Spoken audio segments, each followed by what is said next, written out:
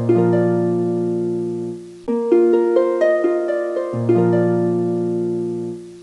my dear students, in our previous lecture we have completed the grammar section till our B block.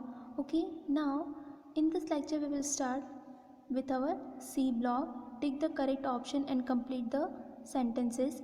Okay, आपको यहाँ पर ये कुछ fill in the blanks दिए गए हैं, उनके sentence को आपको क्या करना है, complete करना है with correct pronounce.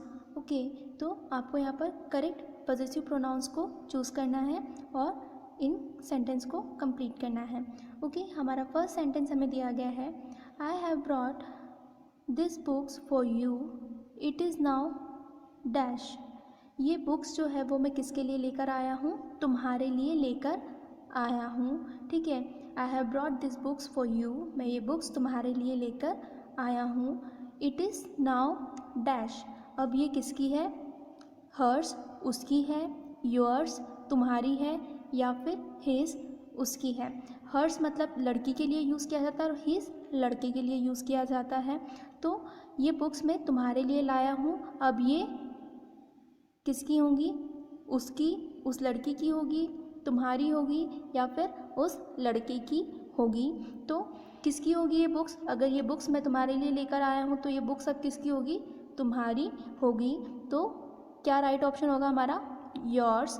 Okay, it is now yours. अब ये किसकी है, तुम्हारी है. ओके, तो क्या प्रोनाउंस यूज़ करेंगे हम यहाँ पर, yours. Okay, now so our second sentence is the green car belongs to the Sharmas, the red bike is also dash. Okay, the green car belongs to the Sharmas. जो green car है वो किसको belong करती है, शर्मास को belong करती है. मतलब कि ये जो ग्रीन कार है वो किसकी है, शर्मास की है. ठीक है, the red bike is also, और ये जो रेड बाइक है ये भी उन्हीं की है. तो उन्हीं की के लिए क्या लगाएंगे हम. ठीक है, ये जो रेड बाइक है वो शर्मास की है, मतलब कि जो शर्मा फैमिली के लोग हैं उनकी है. तो ये रेड बाइक जो है ये भी उन्हीं की है. तो उन्हीं की के लिए हम क्या यूज़ करते हैं प्रोनाउंस में, पॉजेसिव प्रोनाउंस में क्या यूज़ करेंगे हम, योर्स तुम्हारी है, इट इज़ यह है, या फिर देयर्स उनकी है. तो क्या यूज़ करेंगे हम, देयर्स. ओके, तो the green car belongs to the Sharmas, the red bike is also theirs. Okay, ये कार जो है, हरी कार जो है वो किसकी है, शर्मास की है, और ये जो रेड बाइक है ये भी उन्हीं की है. Okay,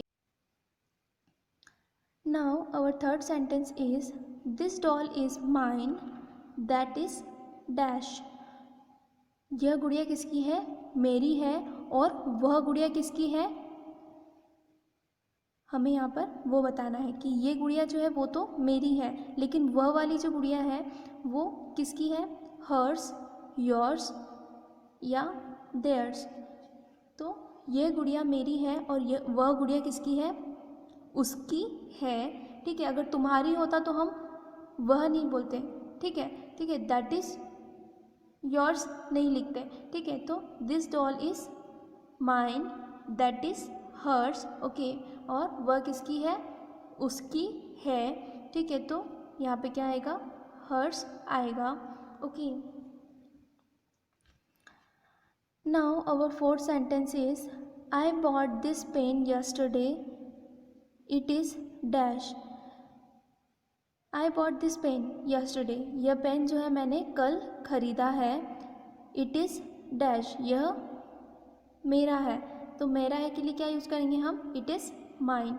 I bought this pen yesterday, मैंने यह पेन कल ख़रीदा है. इट इज़ माइन, यह मेरा है. ठीक है, पॉजेसिव प्रोनाउंस के लिए हम क्या यूज़ करते हैं, माइन, माई, या theirs.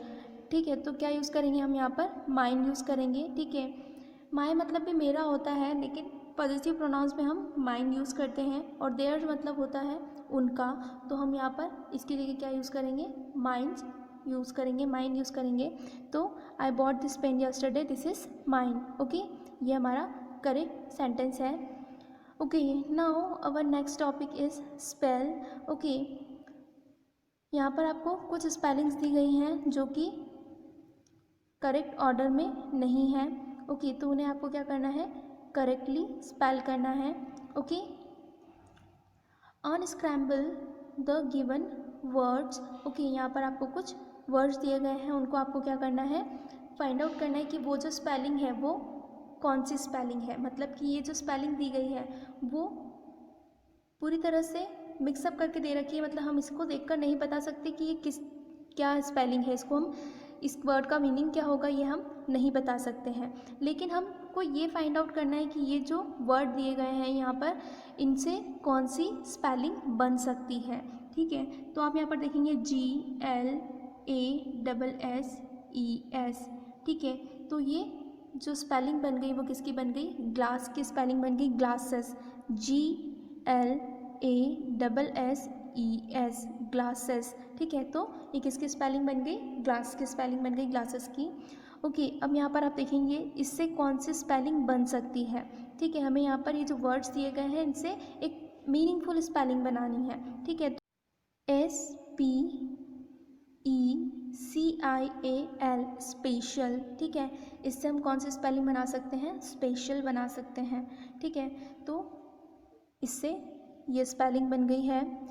Okay, now next word आपको दिख रहा है RHOTS। तो इससे कौन सी स्पेलिंग बन सकती है, SHORT, शॉर्ट मतलब छोटा। ठीक है, तो ये स्पेलिंग बन गई यहाँ पर। अब यहाँ पर आप देख रहे होंगे MLIES। तो इससे कौन सी स्पेलिंग बन सकती है, आपको यहाँ पर एक चीज़ और देखनी है कि आपको जो स्पेलिंग बननी है उसके फर्स्ट वर्ड आपको दिए गए हैं। ठीक है, कि आपकी जो स्पेलिंग है वो इन्हीं वर्ड्स के साथ स्टार्ट होगी।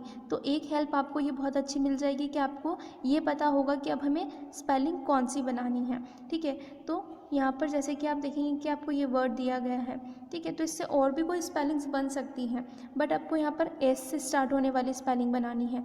तो एस तो आपका स्टार्टिंग में रहेगा। अब उसके बाद और कौन सी स्पेलिंग बन सकती है इन बचे हुए वर्ड से, तो SMILE, स्माइल। ठीक है, स्माइल हमारा वर्ड बन जाएगा।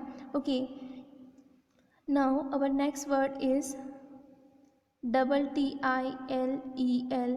ठीक है, तो आपको एल से बनने वाली स्पेलिंग कंप्लीट करनी है यहाँ पर। तो क्या बनाएंगे हम, LITTLE, लिटिल, लिटिल। ठीक है, तो यहाँ पर ये लिटिल की स्पेलिंग बन गई।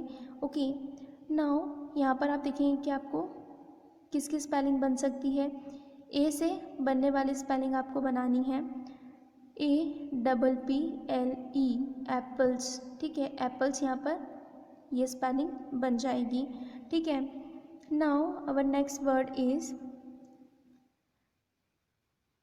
YPARERS।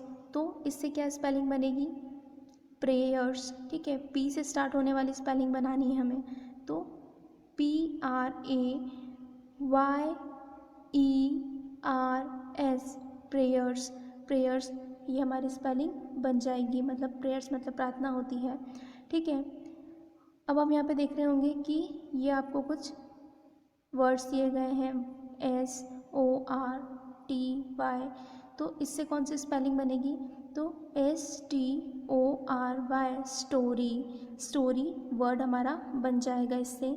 ठीक है, अब यहाँ पर आपको ये स्पेलिंग दी गई है NGIHT। तो इससे कौन सी स्पेलिंग बनेगी, NIGHT, नाइट, नाइट मतलब रात होता है। ठीक है, अब यहाँ पर आपको ये वर्ड दिया गया है, तो GNRADPRAESTN।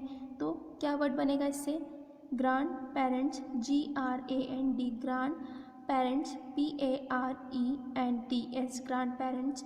ओके, तो इस तरह से हमने क्या किया है कि ये जो वर्ड्स दिए गए थे इनसे करेक्ट वर्ड और मीनिंगफुल वर्ड बना लिया है। ओके, तो इस तरह से हमें इनको करना है। तो इस तरह से हमने क्या करा, यहाँ पर ये सारे मीनिंगफुल वर्ड्स बना लिए।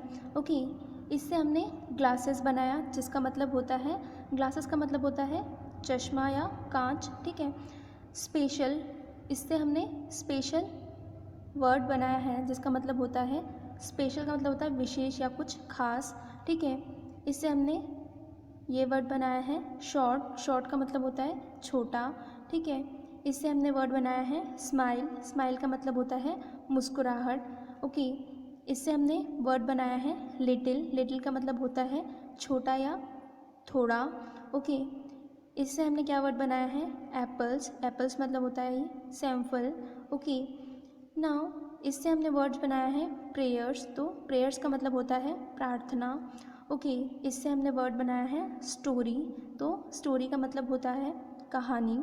ओके, नाउ इससे हमने वर्ड बनाया है नाइट, तो नाइट का मतलब होता है रात। ओके, और ये जो वर्ड है इससे हमने वर्ड्स बनाया है ग्रैंड पेरेंट्स। ओके, तो ग्रैंड पेरेंट्स का मतलब क्या होता है दादा दादी या नाना नानी। ओके, तो इनसे हमारे ये मीनिंगफुल वर्ड्स बने हैं। ओके, इस तरह से इस चैप्टर के जो एक्सरसाइज पार्ट है वो हमारा यहाँ पर कंप्लीट होता है। ओके, इसके बाद हम हमारा न्यू चैप्टर स्टार्ट करेंगे। ओके, ये चैप्टर हमारा यहाँ पर कंप्लीट होता है। Okay, so my dear students, I hope you all got understand this exercise part of your chapter 3. Now your homework is that you have to write all exercise part in your fair copy. Okay, आपको क्या करना है, ये सारा exercise part आपको अपनी fair copy में note down करना है। ओके, यही आपका होमवर्क है। Thank you.